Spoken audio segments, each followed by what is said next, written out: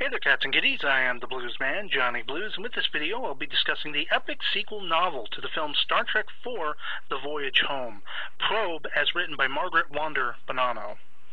Set sometime between the films Star Trek IV and Star Trek VI, The Undiscovered Country, respectively, Probe sees the U.S.S. Enterprise A, as commanded by James T. Kirk, contending with a sudden Romulan political coup in the aftermath of the Praetor's death, leading to the rather unexpected turn of proposed peace talks between the two typically adversarial peoples over the common ground interests of archaeology as relates to the planet Tamaris, set well within the neutral zone, and the existence thereupon of the much speculated physical remains of a several millennia-old alien race whose remnants have been found, incomplete although they may be, on several other worlds long since rendered uninhabited across the galaxy.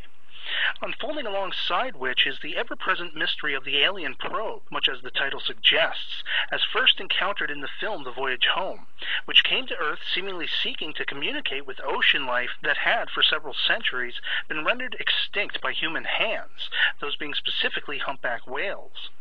Though as the uneasy amity between the Federation and Romulan forces unfold, suggesting as they do that there are perhaps yet some unfriendly machinations set just beyond the periphery of the not-so-progressive peace talks, primarily being overseen by former Enterprise navigator-turned-ambassador Kevin Thomas Riley, there too is the amicable relationship between Kirk and his Romulan commander counterpart Haran, the strained marriage of the overly mechanical-minded Romulan ambassador Tiam and his wife and musical savant Jandra, whose archaeologist brother Dejan is as integral to the proposed dig on Tamaris as is Dr. Audrea Benar, a human specialist in ancient Vulcan musicology, who herself studied under Vulcan masters to rein in her much-suffered pain and fear at the hands of Romulan torturers early on in her life, which makes for as much a strained situation at the start as the one that exists between Jandra and her ambassador husband.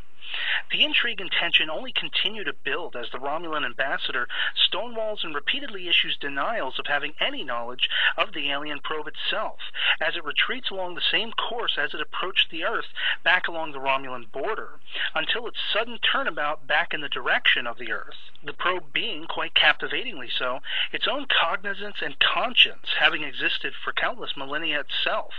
seeking as per the orders of its originators the living beings capable of speaking what it considers to be the quote-unquote true language, the very same being a multi-layered, ultra-complex version of those same seeming whale songs that allowed for its satisfaction at encountering and communicating with, albeit on a rather primitive wavelength, the humpback whales George and Gracie in The Voyage Home. With time being very much of the essence, the Enterprise and her crew, as well as that of their Romulan counterparts, are rendered captive in answer to Captain Spock's having unearthed a means of communication himself, with the help of the Romulan Jandra, as well as Uhura and several others of those musically inclined, due to the probe's emanations consisting of myriad looping but no less rhythmic pulsations that those so attuned can pick up on. And so the race is on to effect as friendly an appeal to the probe, who sees most humanoid life as being not much more than an infestation of mites to live and let live. Yet too does its language come to coincide with the mysterious alien culture once set about the planet central to the bipartisan archaeological dig, Tamaris. And as if that weren't enough, the tension and brilliance of those Romulans central to the collective peace talks, whom, due to past transgressions of their relatives, as imposed by their homeworld, having seen their families sacrificed for the sake of honor through self-inflicted suicide, decide in favor of defecting to the Federation, makes Probe as multi-layered, complex, and incredibly enjoyable to read as it can be. Margaret Wander Bonanno succeeds in rendering its human and Romulan characters relatable or entirely immovably despicable as necessitated by the story, and equally and very adeptly does she do the same for the consciousness of the probe itself, making its journey and plight wholly intriguing and astounding every step of the way.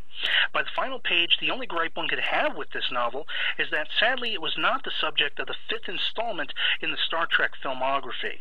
and thus I could not more highly recommend fans of Star Trek the films of The Voyage Home and The Undiscovered Country specifically to seek out and page through this moving, intriguing tome as soon as possible. And otherwise, that'll be pretty much it for me on this. Thanks very much for watching, and I'll catch you later. Peace.